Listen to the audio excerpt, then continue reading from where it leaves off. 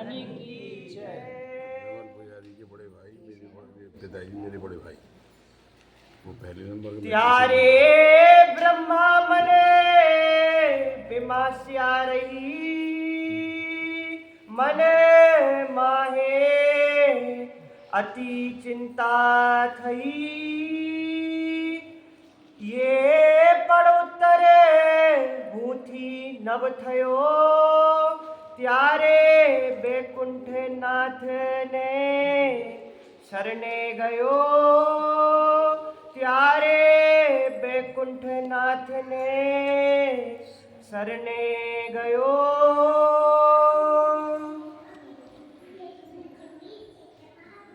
भगवाने जी त्यारे तेड़े ताले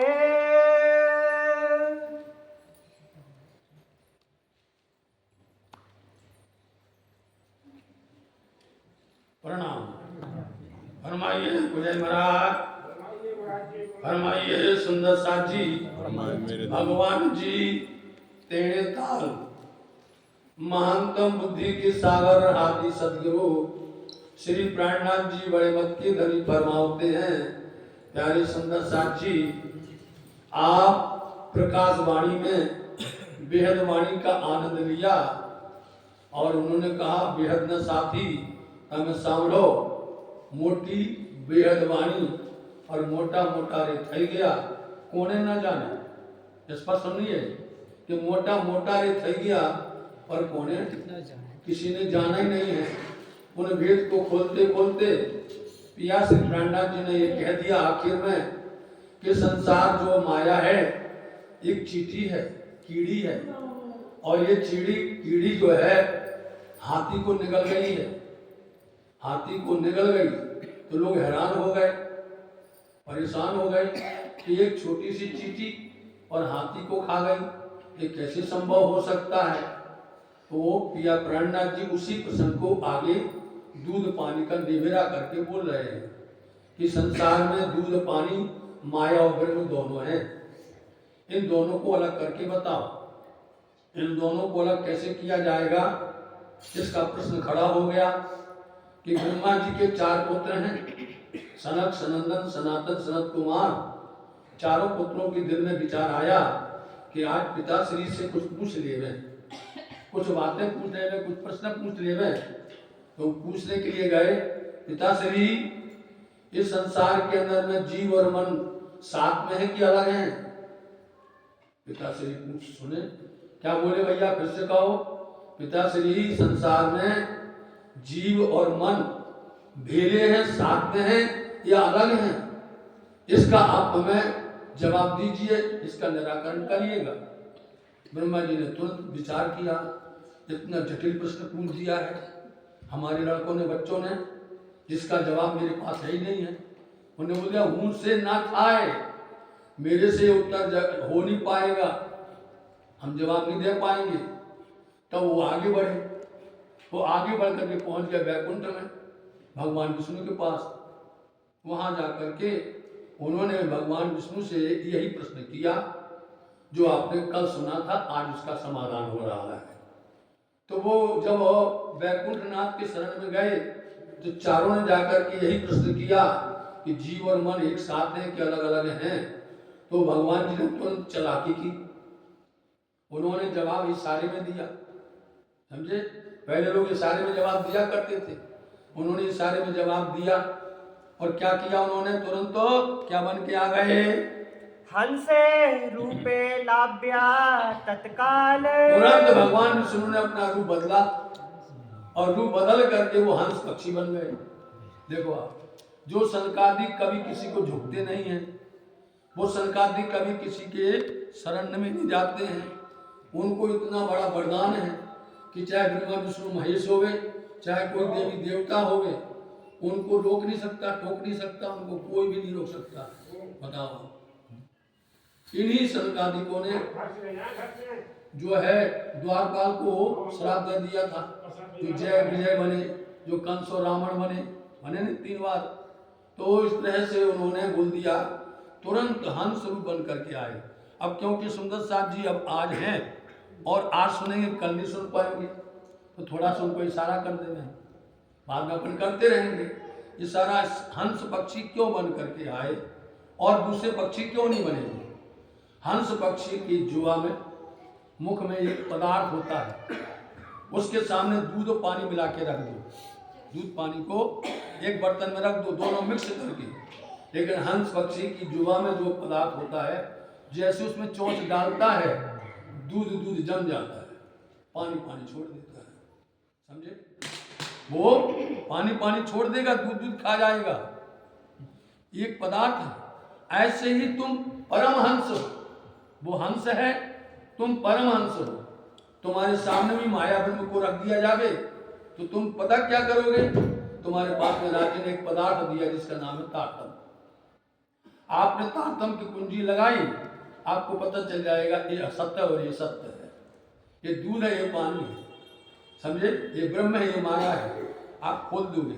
ये हमने थोड़ा सा इशारा किया, बाकी बाद में तो खोलेगा ही। तो वो तुरंत पक्षी बन करके, हंस पक्षी बन करके आए और उन्होंने उनके चारों के मन को हर लिया। अपने अंदर में आत्म है, अपने अंदर में उसको जीव कहो। आत्म बड़ी निर्मल होती है, इसमें किसी प्रकार का कैप नहीं होता है, इसके अंदर किसी प्रकार की भी उलझन नहीं होती है। लेकिन जब इसके ऊपर मन का आवरण आ जाता है, और मन होता है चंचल, मन होता है चलायमान, मन ही हमको बिगाड़ देता है, समझे? तो जब वो अच्छे पक्षी बन करके आए तो मन ने इस तरह से उठ गया, इस जीव से मन उठ करके कहां चला गया? पक्षी के पास चला गया। अब ये जीव अकेला खड़ा है, अब जब खड़ा है तो निर्मल है, पाक और पवित्र है, इसलिए उन्होंने चारों ने चरण में प्रणाम कर लिया। चारों ने चरण में प्रणाम कर लिया, जो कभी किसी को प्रणाम कर सकते नहीं, उन्होंने प्रणाम किया। भगवान विष्णु ने जो हंस रूप बन करके आए थे, तुरंत मन को भेजा वापस, जाओ। और जैसे ही आए और उनके अंदर में मन ने अपना आवरण डाला, अरे मैंने इनको प्रणाम कर लिया, समझे? ऐसा कभी देखना, कोई बालक हो, कोई बच्चा हो, समझे नहीं, इतना सुंदर आपके सामने अपना बोले, मीठा करे, अच्छे से चले, तो आपका मन उठ जाता है, उस पर चला जाता है। आप निर्मल होते तो उसके प्रति आपकी भावना बहुत अच्छी हो जाती है, समझे नहीं? और यदि वो मन वापस आ जाए, अरे हमें क्या लेना भैया, तुरंत भेद बुद्धि आ जाएगी, तो भेद बुद्धि खड़ी हो जाती है। बाहर जा परिक्रमा में, हेलो। चारों ने जो है भगवान को, विष्णु को, हंस को बड़े प्यार से नमन प्रणाम कर लिया। हंस है जी ने जीवे ओ लखियूं, हंस जी ने जीवे ओ लखियो, हंस बन करके आ गए थे, बोलो। उन्होंने जीव को परख लिया, चारों के जीवों को परख लिया कि इनका मैंने मन आकर्षित कर लिया है, अब ये शुद्ध निर्मल हो गए हैं, हमारी बात को समझ गए होंगे। लेकिन अभी अब तो पूरा हुआ ही नहीं है। त्यारे मन आड़ो फरी ने बलियो, आगे जैसे आरो आए और लौट करके आया, और फिर आगे आकर के पर्दा लगा दिया मन ने। उस मन ने जीव के ऊपर में पर्दा डाल दिया, फिर जैसे कि तैसे हो गए, जैसे कि तैसे बने, जैसे उनके अंदर प्रश्न थे, वो प्रश्न का समाधान नहीं हो पाया। सनकादिक ए में पूछियूं वचन, इसलिए फिर सनकादिकों ने फिर पूछा, सनकादिकों ने ये प्रश्न फिर से भगवान विष्णु से पूछा। क्या पूछा? जीव ने चापी बैठो मन, ठीक है, आपने मेरे को बता दिया कि जीव के ऊपर में मन ने दबा लिया है, चापनी मतलब दबा लिया है, अपने आगोश में समेट लिया है, इसलिए जीव को कुछ दिखता नहीं है, वो अंधकार में आ जाता है, अंधेरे में आ जाता है। आप किस बात को, आपके पक्षी बन करके, आप हंस बन करके आए, आपसे मैं कुछ समझ चुका हूं कि जीव के ऊपर में मन का पर्दा पड़ा रहता है। त्यारे हंस जिए की धो जवाब, तो हंस जी फिर से जवाब देने लगे, समझिया सनकादिक भाग्यो बाद, वो समझे कि सनकादि का अपना प्रश्न का समाधान प्राप्त कर चुके। समझा सनकादिक भाग्यो, जिस बात विवाद को लेकर के वो आए थे, सनकादिकों का प्रश्न का समाधान हो चुका है, इसलिए अब कोई बात नहीं है। लेकिन उन्होंने फिर खड़ा कर दिया प्रश्न, बोले अभी नहीं हुआ हमारा समाधान। उसके सामने फिर से उन्होंने प्रश्न कर दिया, बाधे भारे समझाव्या। उनको बाधे मतलब विवाद को समझाने के लिए उन्होंने बहुत कोशिश की, बहुत प्रयास किया कि सनकादिक समझ जावे, पड़े दूध है पानी नब जुजवा थया। लेकिन उनके बस की बात नहीं है कि दूध पानी को अलग कर देना।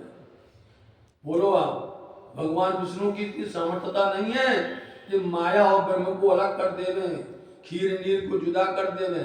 और हम लोग रोज गाते हैं, तारतम ज्ञान हाथ कर लीनो, क्षीर नीर को निर्णय कीनो। नित्य प्रति संध्या गौरी आरती में गाया जाता है, याद कर लिए सुंदर सर। तो बोले मेरे से जो है दूध पानी का निवेरा हमसे नहीं हो पाएगा, इसलिए इस प्रकरण का नाम है दूध पानी का निवेरा। समझे? तो अब दूध पानी का निवेरा पूरा इसकी व्याख्या करेंगे और इसके अंदर पूरी डिटेल में आपको बताया जाएगा। तेनो तमसु करूं जवाब। तेनो तमसु करूं जवाब। तो कहने लगे मैं तुमसे उसका क्या जवाब दूं, दूध पानी को अथवा माया ब्रह्म को किस तरह से अलग कर दिया जावे, क्या बोलूं, आज तक कोई कर ही नहीं पाया। दूध पानी का निरूपण कोई नहीं कर पाया है, मैं तुमसे क्या जवाब दूं। समझावने काजे साथ। समझावने कारण साथ, इसलिए श्री इंद्रावती जी उस प्रश्न को आज सुंदर साथ को समझा रही है। वो प्रश्न तब हुआ था, वो बात तब चली थी, लेकिन आज श्री इंद्रावती जी अपने सुंदर साथ के अंदर में आए हुए उन शंकाओं को समाधान कर रहे हैं। समझीने ओलखो धनी। समझीने ओलखो धनी, यदि तुम समझ जाओ इस प्रश्न के इन अंदर में शब्दों को, यदि तुम जान जाओ तो तुम अपने धाम धनी को पहचान सकते हो, क्योंकि धाम धनी ही है। इतना सुंदर वर्णन आएगा जिसका जवाब नहीं सुंदर सारी, इतना सुंदर जवाब देंगे श्री इंद्रावती जी। उसके अंदर बता देंगे कि ये किसने हटा दी, इस माया को गोपियों ने एक पल में अलग कर दिया। बोलो राज्य महाराज जी के प्रेम में ब्रज मंडल रास मंडल के अंदर में छिन्न नहीं लगी उनको।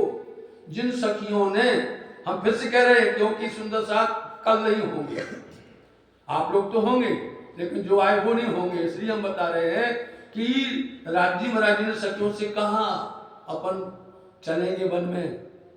सखियां बोलती है आगे न माया, हमारा घर, हम बड़े घर की बधुएं हैं, हमारा कुटुंब परिवार है, हमारे बच्चे हैं, सास ससुर है हमारे, आगे नहीं माया, ना कर दिया। बोलो उन्होंने तुरंत उन्हीं सखियों ने वहां पर निरूपण करवा दिया, अपने आप ही बोल दिया कि हम नहीं जा सकते। और फिर उसी को उन्होंने 52 दिन के अंदर में क्या बोल दिया बताओ। सब घर के परिवार के लोग हैं, बच्चे हैं, सास ससुर हैं, सब जितना काम करते थे वो सब है। आज बंसी बजने पर कैसे गई, क्योंकि उन्होंने उस दिन अब मन हर लिया, सखियों का मन हर लिया। जब मन हर लिया तो सखियां निर्मल हो गई। फिर नहीं दिखा कि हमारा बच्चा रो रहा है, फिर नहीं लगा कि सास ससुर हमारा कुटुंब परिवार है, पास पड़ोस, किसी को नहीं दिखा। इसलिए उन्होंने जाके वही बोला, क्यों सखियो, क्यों उठ के आ गई हो, जाओ रो रहा बालक, जाओ सखियो, ससुर बैठे हैं इंतजार कर रहे हैं, समय हो गया भोजन का, जाओ घर का। अब क्या बोलती हैं, बोले धनी जी अब तो आपने हर लिया मेरे को, गया ना। ये एक पल में, एक क्षण के अंदर में राज्य महाराज ने दूध पानी का निवेरा कर दिया, एक पल लगा नहीं। लेकिन हम आपको आगे की बात बताई है, अभी तो पीछे की बात पहले सुनो करो। चालो अपने घरज भणी। चालो अपने घरज भणी, इसलिए आपकी यही प्रवृत्ति होनी चाहिए कि हमें अपने घर की तरफ चलना है। मतलब घर में, हमको घर में क्या आदेश है, धनी का हुक्म क्या है, ब्रह्म सत्यों को किस तरह से चलना है, समझे। उस तरह की अपनी आदत रखो, उसी तरह का आप रहनी बनाओ अपने, उसी तरह से घर परम धाम के अंदर में जैसे चलते थे वैसे चलो।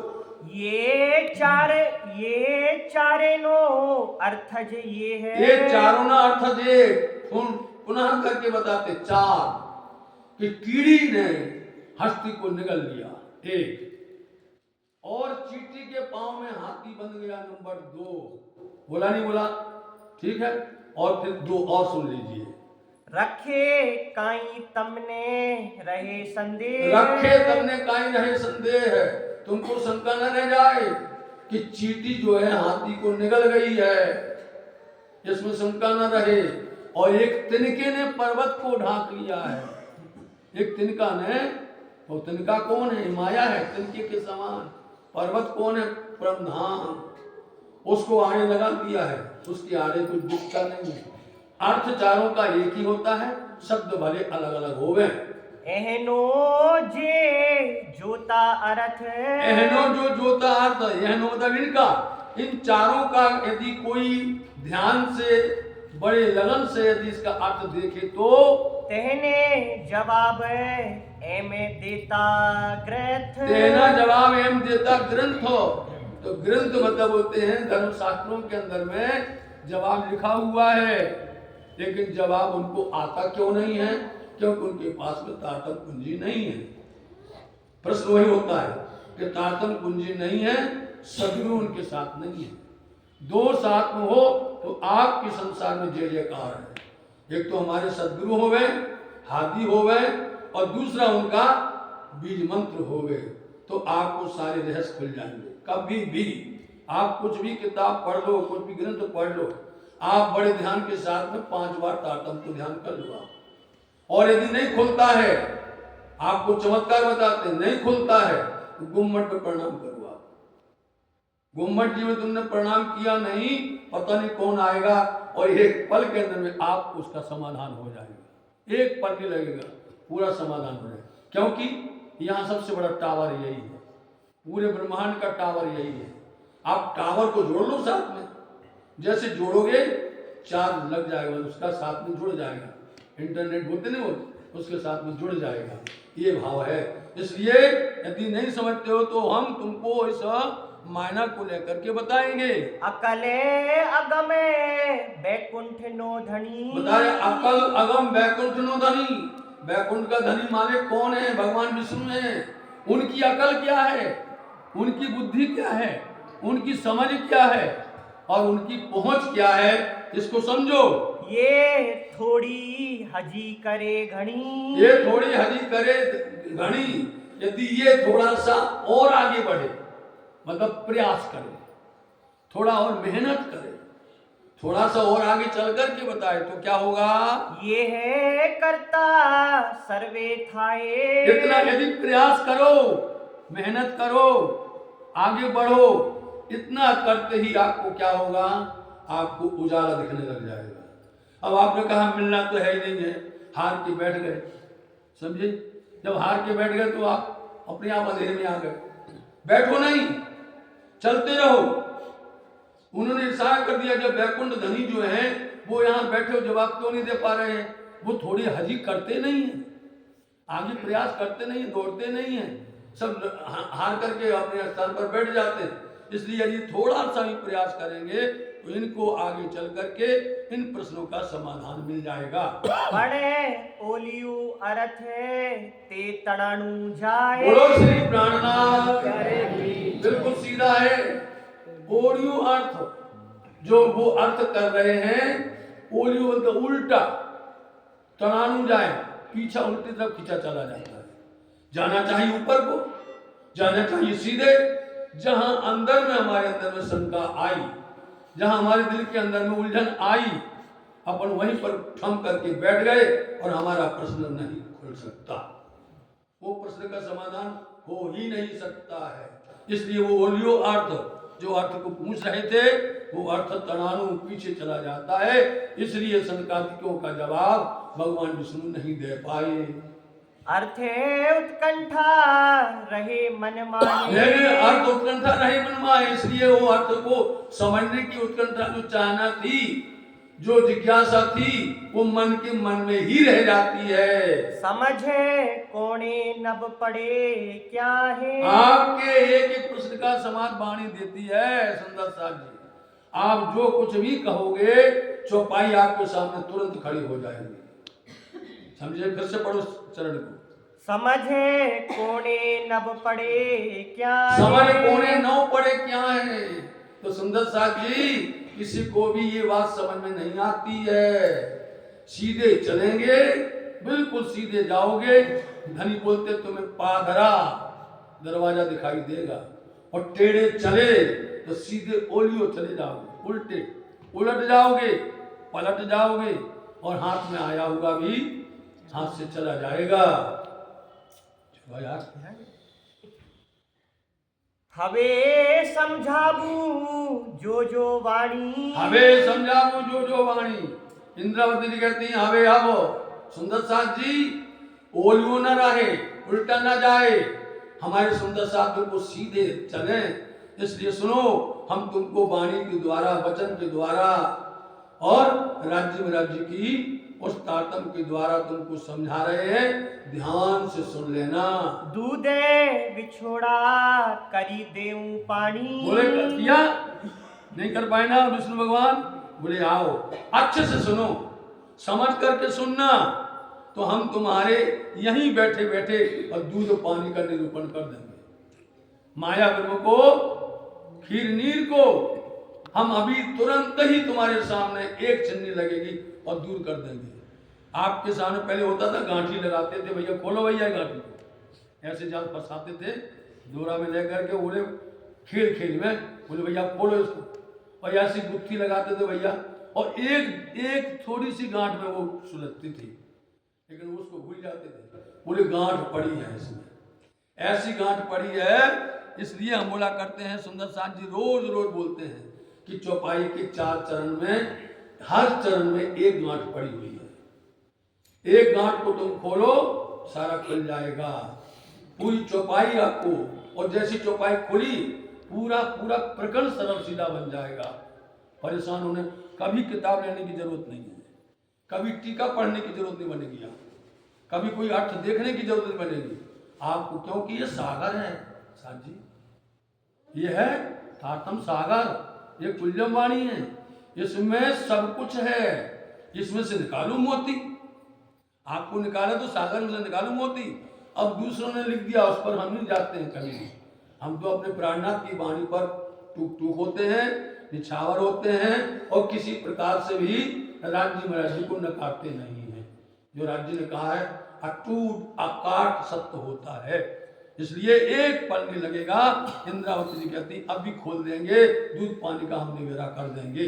जो जीवे साखे पूरे आपणो, और यदि सुंदर साजी आपणो अपना जीव तुमको साक्षी देवे तो तुम जय जयकार करना, धन धन करना, आनंद प्राप्त करना। और यदि तुम्हारा जीव साक्षी ना देवे, समझे नहीं, जब तक जीव ना देवे साथ तो क्रोध कीजिए 10 लाख, समझे नहीं, तो कुछ होता नहीं। इसलिए जब तुम्हारी जीव जो है, आत्म जो है साक्षियों गवाही देवे तब अर्थ खरो तो तारतम्य तणो, बोल दिया ना, अर्थ खरो तो तारतम तणु। तारतम तणु मतलब का, तारतम का अर्थ जो सीधा सीधा है, और हर बार बोलते हैं कि तारतम में 6 चौपाई हैं, समझे, 6 चौपाई हैं। उन 6 चौपाइयों में से यदि आप 6 दिन की लीला को समझना चाहते हैं तो एक एक चौपाई के अंदर में एक एक लीला छिपी हुई है। पहले ब्रज की छिपी है, फिर रास की छिपी है, बरारक की छिपी हुई है, धनी देवचंद जी की छिपी हुई है, महामती जी की छिपी, और मोमनों की मिलावा की। 6 चौपाइयों में 6 बातें छिपी हुई हैं, लेकिन सब लोग अपन निर्नाम भर पढ़ लेते हैं, और निर्नाम पढ़ करके उसकी महिमा को, उसकी गरिमा को, उसके अंदर के रहस्य को हम समझ पाते नहीं है। इसलिए बोले तारतम के द्वारा तुमको ये दूध पानी का निवेरा, माया ब्रह्म का निरूपण, क्षीर और नीर का निवेरा हो जाएगा। अर्थ खरो तो तारतम तणो, अर्थ खरो तो तारतम थयो, हवे समझाबू जो वाणी, हवे समझाबू जो वाणी, दूधे बिछोड़ा करी देऊं पानी, दूध बिछोड़ा करी देऊं पानी, जो जीवे साख पूरे आपणो, जो जीव साख पूरे आपणो, अर्थ खरो तो तारतम तणो, अर्थ खरो तो तारतम तणो, अर्थ खरो तो तारतम तणो, अर्थ खरो तो तारतम तणो, સાંભળો શ્રી પ્રાણનાથ प्यारे धाम धाम की